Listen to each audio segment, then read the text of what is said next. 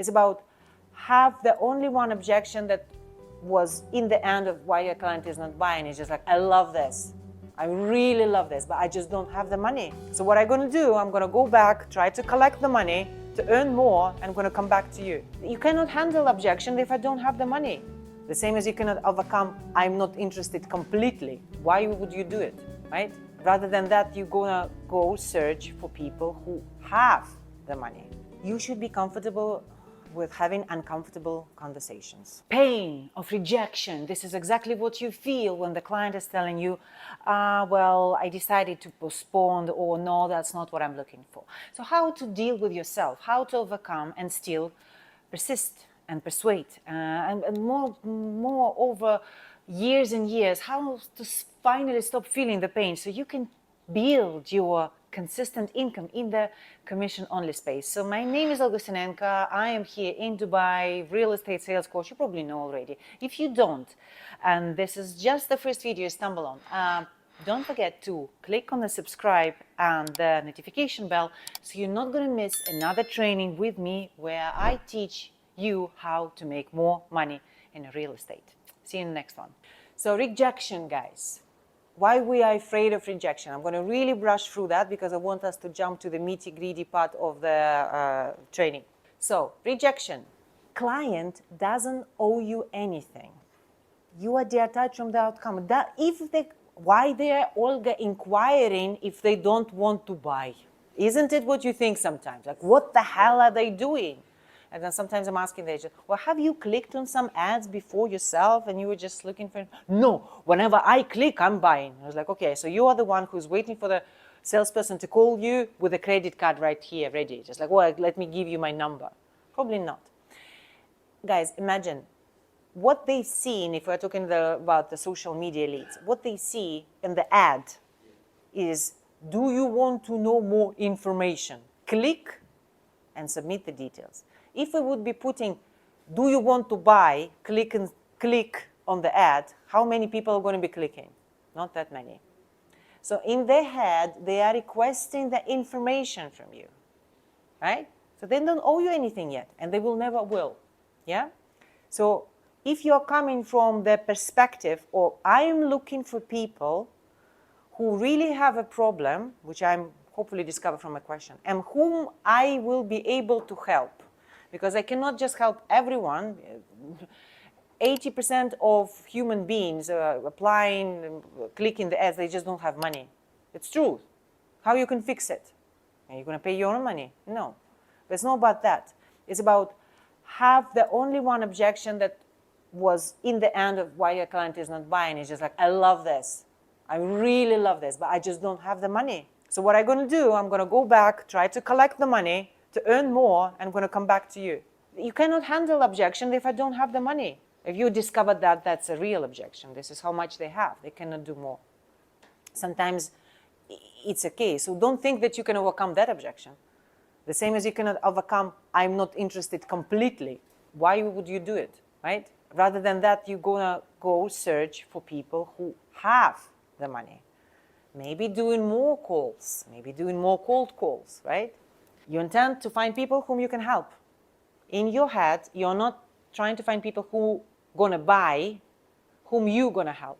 Yeah, and you probably already know your ideal client avatar, ideal client profile, because you do not mingle with each and every client, right? True. So rather than trying to sell to everyone, which might not be an effective use of your time, and you remember that your time is your money, you can even go even further and work with the clients who are actually potentially will buy from you. We're going to get back to the video in a moment. I just want to Oh, are you with me? I want to focus your attention. I created a course specifically for those who still yet not on 100% with their cold calling skills or closing skills over the phone. This course is for you to change forever the way you sound and the way you like being on the phone, right? Because a lot of agents are telling me, oh, I'm so good in a face-to-face meeting, but when it comes to a phone or even a Zoom, I'm just kind of freeze. I don't know what to say. So that's going to unfreeze you and shift you to the next level of income. So the link to the course in the description of this video. Yeah? Okay. Why we do not like rejection. Deep-rooted emotional traumas. We all have them. Yeah? Even someone with a beautiful childhood being raised in a mansion of Trump. That's like Trump daughter probably. She has a lot of deep-rooted emotional traumas. And that's fine, that's normal. That makes our unique personality, that makes us human beings. So whenever we feel that rejection, we kind of dig in back into that state, right? But if, again, from the previous slide, the client doesn't owe me anything, doesn't owe me, he doesn't have to say yes. I am giving him this opportunity to disagree with me. I'm giving everyone opportunity not to like me as a sales trainer or even as a person. It's fine, because that's going to happen anyway, guys. But if you will not let the others to dislike you, then you're going to be upset if they do. Ego desire to always be liked. Like, your ego wants to be liked, and one of the reasons is when we were kids, our survival depended on, do our parent like us or no? This is what we thought, all of us. We haven't had an identity as a separate human being up to the age of 13, 15. Yeah?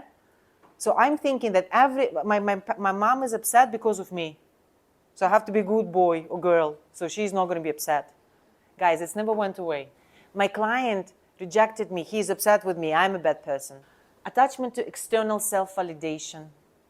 Very complex term. Olga, what do you mean? I am looking in the call for the client to really engage and like me, and then only I am feeling that I'm a good person. So I'm looking for mom or dad through the clients, right? Just think of what I'm looking for. Is it okay for him to like me or don't like me? Yes, of course. Why? Can he not like me? Yeah. Can someone be upset?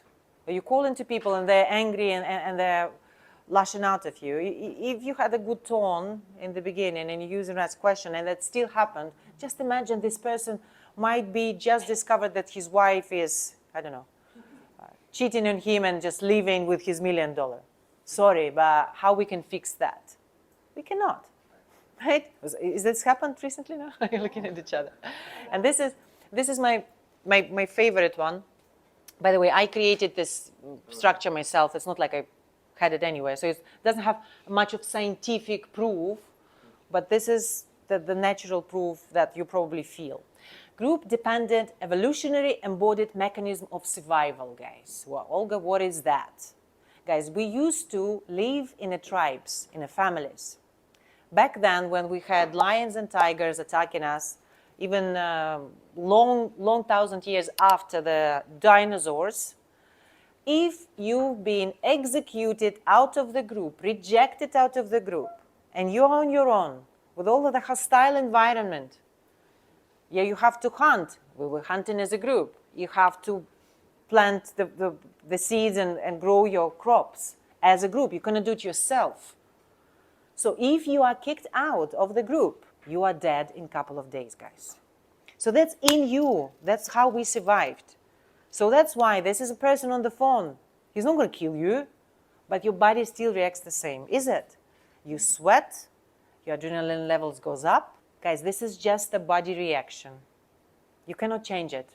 You can't get accustomed to it, the same as someone who is lifting heavy weights all the time. He grows a lot of muscles, and now he can lift heavy weights. And if you never lifted anything heavier than 10 kg, you come to the 50 kg, like, cannot do that, right? But if you're going to do the volume, repetition, repetition, repetition, you're going to be still, it's going to be still painful for you. It's never going to be like, ha, you know?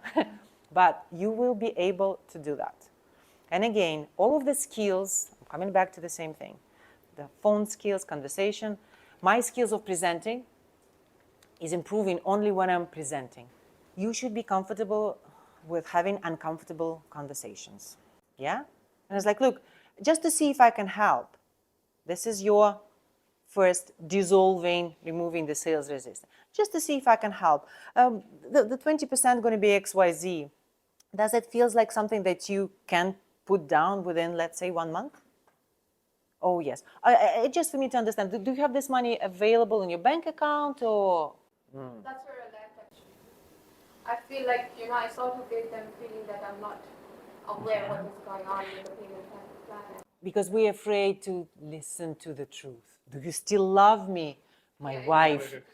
Or do you want to go into the maybe a divorce process, right? Sometimes, guys, look, one more tip. If you yourself don't know, or I would say have this own objection, right? If you are yourself as a client always looking for a cheap or cheaper, if you yourself as a client think that this project is expensive, in your head it is.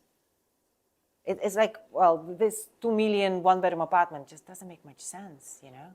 I would personally probably myself buy this 1 million. If you haven't sold that to yourself, if you haven't justified that to yourself, it's going to be very hard for you to overcome the objection of the client.